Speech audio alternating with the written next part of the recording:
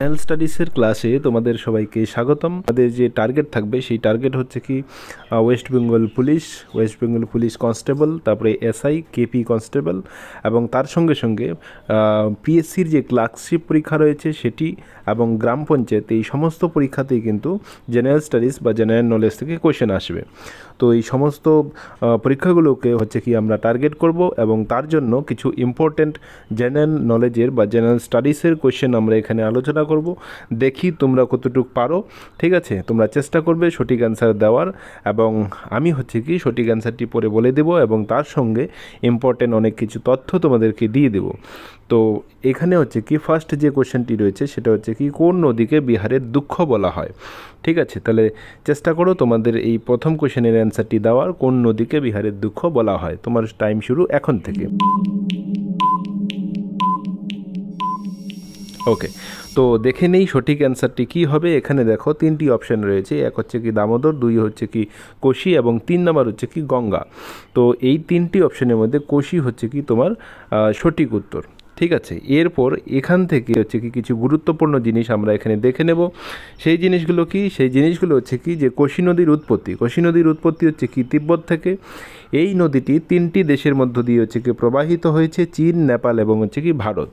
ওকে, তো এটি হচ্ছে কি গঙ্গা নদীর একটি বাম তীরের উপনদী। ঠিক আছে, গঙ্গা নদীর বাম তীরে এবং ডান তীরের অনেক নদী রয়েছে, তার মধ্যে এটি হচ্ছে কি বাম তীরের একটি উপনদী, মনে রাখবে। আর এই নদীকে কেন বিহারের দুঃখ বলা হয়? কারণ হচ্ছে কি বিহারে এই নদীটি বহুবার হচ্ছে কি বন্যার সৃষ্টি করেছে এবং তার জন্য হচ্ছে কি এটিকে বিহারের দুঃখ বলা হয়। এবং বাংলার দুঃখ আরেকটি ইম্পর্টেন্ট কোশ্চেন, এটিও কিন্তু অনেক পরীক্ষায় চলে এসেছে। ঠিক আছে, যে বাংলার দুঃখ কাকে বলা হয় সেটি হচ্ছে কি দামোদর। তো মনে রাখবে। চলো পরের কোয়েশ্চেনটি দেখে নিই। পরের কোয়েশ্চেনটি হচ্ছে কি ভারতের কোন রাজ্য পঞ্চনদের দেশ নামে পরিচিত? তাহলে কোন রাজ্যকে পঞ্চনদের দেশ বলা হয়? অপশান এ উত্তরপ্রদেশ, বি হচ্ছে কি পাঞ্জাব, সি হচ্ছে কি উত্তরাখণ্ড। তাহলে এখান থেকে সঠিক উত্তরটি হবে হচ্ছে কি পাঞ্জাব। তাহলে এইবার আমরা পাঞ্জাব সম্বন্ধে বা এই সম্বন্ধে কিছু তথ্য হচ্ছে কি দেখে নেই। তো কিছু তথ্য এখানে দেওয়া আছে যে পাঞ্জাবের রাজধানী হচ্ছে কি চণ্ডীগড়। তবে আরেকটি স্টেট রয়েছে যার রাজধানী হচ্ছে কি চণ্ডীগড়, সেটি তোমরা হচ্ছে কি কমেন্টে আমাকে জানাবে।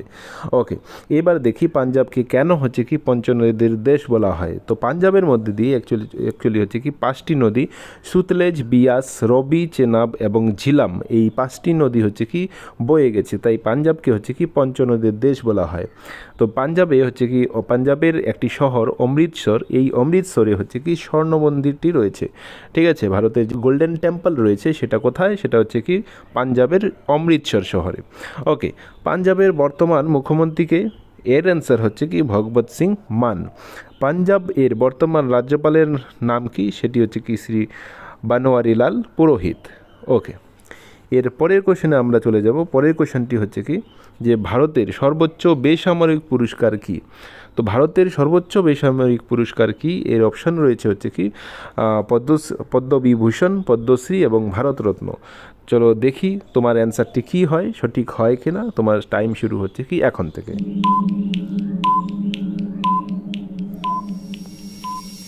চলো তাহলে সঠিক অ্যান্সারটি আমরা হচ্ছে কি দেখে নিই। তো সঠিক অ্যান্সারটি হচ্ছে এখানে হচ্ছে কি ভারতরত্ন। ওকে, তো ভারতরত্ন হচ্ছে কি ভারতের সবচেয়ে বড় সর্বোচ্চ বেসামরিক পুরস্কার। তো এই সম্বন্ধে আমাদের হচ্ছে কি দু একটি তথ্য এখান থেকে জেনে রাখতে হবে যে এই পুরস্কারটি হচ্ছে কি 1954 সাল থেকে দেওয়া শুরু হয় এবং প্রথমবার এই পুরস্কার কে পান এটি হচ্ছে কি একটি ইম্পর্টেন্ট কোশ্চেন। ঠিক আছে, চন্দ্রশেখর ভেঙ্কট রামন। তো আমরা ফিজিক্সে যে রামন এফেক্ট পড়েছি সেই রামন এফেক্ট কিন্তু ইনিই হচ্ছে কি দিয়েছেন এবং তার জন্য উনি এই ভারতরত্ন পুরস্কার পেয়েছেন। তো সি রাজা গোপালাচারী তিনিও হচ্ছে কি এই পুরস্কার পান এবং সর্বপল্লী রাধাকৃষ্ণন ছিলেন আমাদের স্বাধীন ভারতের প্রথম উপরাষ্ট্রপতি এবং রাজা গোপালাচারী উনিই হচ্ছেন কি ভারতের শেষ গভর্নর জেনারেল। ওকে, এবং ভারতীয় ছাড়াও অভারতীয় দুজন ব্যক্তি রয়েছেন যারা হচ্ছে কি এই ভারতরত্ন পুরস্কার পেয়েছেন। তাদের নাম কি? একজন হচ্ছে কি নেলসন ম্যান্ডেলা, আরেকজন হচ্ছে কি খান আব্দুল গফর খান। ওকে, এরপর পরবর্তী কোশ্চেনে আমরা চলে যাব যে কোশ্চেন নাম্বার 4। কোশ্চেনটি হচ্ছে যে ভারতের কোন রাজ্য চা উৎপাদনে প্রথম স্থান অধিকার করে? তো এখানে অপশান দেখো, পশ্চিমবঙ্গ রয়েছে, অরুণাচল প্রদেশ রয়েছে, আসাম রয়েছে। ঠিক আছে, তো আমরা সকলেই জানি যে পশ্চিমবঙ্গের যে দার্জিলিং চা সেটা হচ্ছে কি জগৎ বিখ্যাত। তো সঠিক অ্যান্সারটি কী হবে চেষ্টা করো, তোমার টাইম শুরু হচ্ছে কি এখন থেকে। ওকে, সঠিক অ্যান্সারটি এখানে হয়ে যাবে আসাম। আসাম হচ্ছে কি ভারতের 50% চা উৎপাদন করে। ঠিক আছে, এখন এখান থেকে কিছু ইম্পর্ট্যান্ট জরুরি তথ্য আমরা এখান থেকে দেখে নেব যে পশ্চিমবঙ্গের স্থান কী। তাহলে পশ্চিমবঙ্গের স্থান হচ্ছে কি দ্বিতীয়, আসামের পরেই কিন্তু পশ্চিমবঙ্গ রয়েছে। সবচেয়ে উন্নত মানের চা হচ্ছে কি দার্জিলিংয়ে পাওয়া যায়, যেটি হচ্ছে জগৎ বিখ্যাত। চা উৎপাদনে প্রথম দেশ হচ্ছে কিন্তু চীন এবং দ্বিতীয় হচ্ছে কিন্তু ভারত। ঠিক আছে, এরপরে হচ্ছে কি আমরা নেক্সট কোশ্চেনে চলে যাব। Question number 5। কোশ্চেন নাম্বার 5-এ রয়েছে যে কে ভারতীয় সংবিধানের জনক বলা হয়। তো ভারতীয় সংবিধানের জনক অপশান রয়েছে রাজেন্দ্র প্রসাদ, তারপরে হচ্ছে BR আম্বেদকর এবং সি হচ্ছে কি সচ্চিদানন্দ সিনহা। তো তোমার অ্যান্সারটি কি দেখি। ওকে, এখানে সঠিক অ্যান্সারটি হয়ে যাবে ডক্টর BR আম্বেদকর। ওকে, তিনি হচ্ছেন কি ভারতের সংবিধানের জনক। এখন এই সম্বন্ধে কিছু তথ্য আমরা এখান থেকে দেখে নিই। এই তথ্যগুলি কিন্তু খুব ইম্পর্টেন্ট, তোমরা অবশ্যই ডায়েরিতে লিখে রাখবে। ঠিক আছে, এবং বহু পরীক্ষায় কিন্তু এই কোয়েশ্চেনগুলি এসেছে, তাই হচ্ছে কি এখানে আমি নোট ডাউন করে রেখেছি। তো কোয়েশ্চেনটি হচ্ছে কি সংবিধান গৃহীত কবে হয়। এই কোয়েশ্চেনটি বারবার এসেছে, সংবিধান কবে গৃহীত হয় এবং কবে কার্যকর হয়। তো দেখে নেই, সংবিধান গৃহীত হয় হচ্ছে 1949 সালে 26শে নভেম্বর এবং সংবিধান কার্যকর হয় হচ্ছে কি 1950 সালে 26শে জানুয়ারি। ওকে, সংবিধান বানাতে মোট কত সময় লাগে, এই কোয়েশ্চেনটি অনেক সময় পরীক্ষায় এসেছে। ঠিক আছে, এই কোয়েশ্চেনটির অ্যান্সার হচ্ছে কি 2 বছর 11 মাস এবং 18 দিন। নেক্সট কোশ্চেনে চলে যাই। কোন ভারতীয় শহর হচ্ছে কি পিঙ্ক সিটি নামে পরিচিত। এটি হচ্ছে কি একটি খুবই পরিচিত এবং ইম্পর্টেন্ট কোশ্চেন। পিঙ্ক সিটি বা হচ্ছে কি গোলাপি শহর বলা হয়। তো অপশান হচ্ছে কি জয়পুর, যেটি রাজস্থানে অবস্থিত, যোধপুর রাজস্থানে অবস্থিত, অমৃতসর যেটি হচ্ছে কি রাজস্থানে অবস্থিত। তাহলে তোমার অ্যান্সার কি দেখে নিই। ওকে, এখানে সঠিক অ্যান্সারটি হয়ে যাবে জয়পুর। ঠিক আছে, জয়পুরকে হচ্ছে কি পিঙ্ক সিটি বলা হয় বা গোলাপি শহর বলা হয়। ঠিক আছে, তো এইখান থেকে আমরা হচ্ছে কি কিছু ইম্পর্টেন্ট জিনিস দেখে নেব। ইম্পর্টেন্ট জিনিসগুলো কী কী, যে ভারতের নীল শহর কাকে বলা হয়, যোধপুর। ভারতের স্বর্ণ শহর কাকে বলা হয়, অমৃতসর, কারণ গোল্ডেন টেম্পল কিন্তু এখানেই অবস্থিত। ওকে, ভারতের ম্যানচেস্টার কাকে বলা হয়, আহমেদাবাদকে ভারতের ম্যানচেস্টার বলা হয়। উত্তর পূর্ব ভারতের প্রবেশদ্বার কাকে বলা হয়, শিলিগুড়ি। ওকে, দেন অর্কিডের শহর হচ্ছে কি কার্শিয়াং এবং সিটি অফ জয় বলা হয় হচ্ছে কি কলকাতা। ওকে, নেক্সট হচ্ছে কি ভারতের বর্তমান রাষ্ট্রপতিকে। আশা করি এই কোশ্চেনের উত্তরটি তুমি জানো, দেখি তোমার অ্যান্সার কি হয়।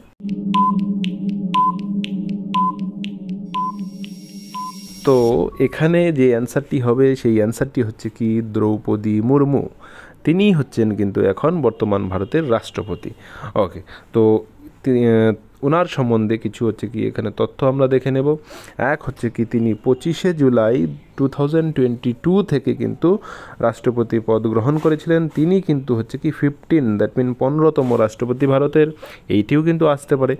এবং এরপরে হচ্ছে কি আরেকটি তথ্য ওনার সম্বন্ধে যে 1915 থেকে 21 সাল এই সময়ে তিনি কিন্তু ঝাড়খণ্ডের রাজ্যপাল হিসেবে নিয়োগ ছিলেন। ঠিক আছে, তো এই ধরনের কোয়েশ্চেন কিন্তু পরীক্ষায় করে থাকে।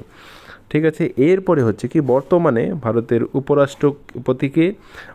ভারতের উপরাষ্ট্রপতি হচ্ছেন জগদীপ ধনখড়।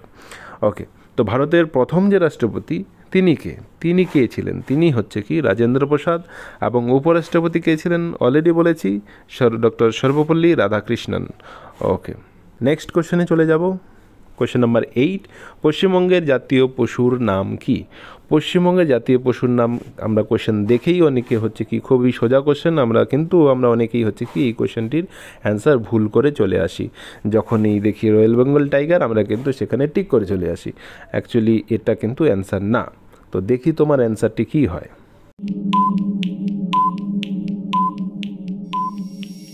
ওকে, তো এখানে যে অ্যান্সারটি হবে সেটা হচ্ছে কি মেছো বিড়াল। ওকে, এইটা হচ্ছে কি পশ্চিমবঙ্গের জাতীয় পশুর নাম। তো এইবার পশ্চিমবঙ্গের আরও কিছু তথ্য আমরা এখান থেকে দেখে নেব।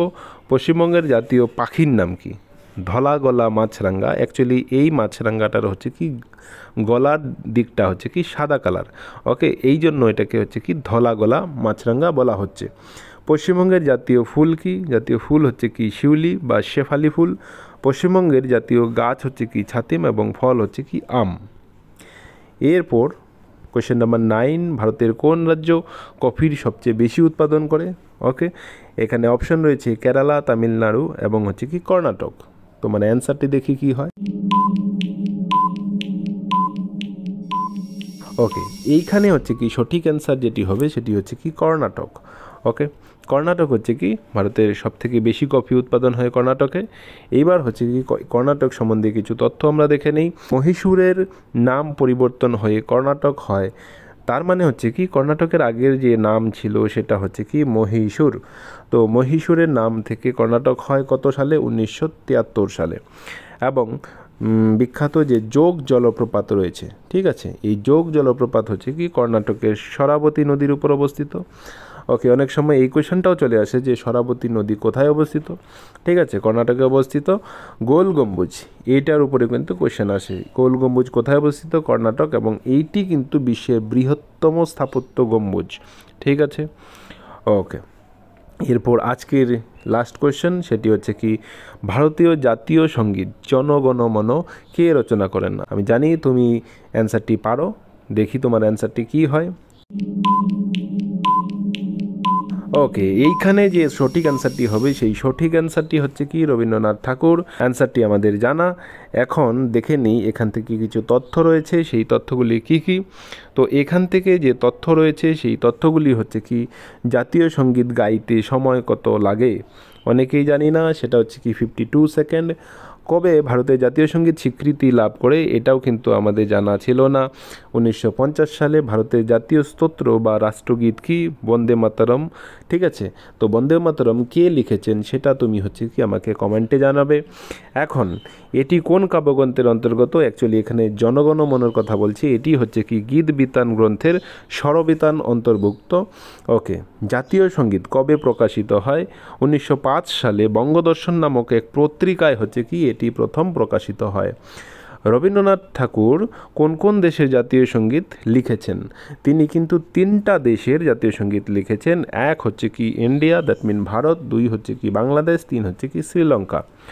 তো এই ছিল হচ্ছে কি আমাদের আজকের জিএস ক্লাস। তো কেমন লাগলো ক্লাসটি তোমরা অবশ্যই হচ্ছে কি কমেন্ট করে জানাবে। ঠিক আছে, এবং পরবর্তী ক্লাসের জন্য অপেক্ষা করো।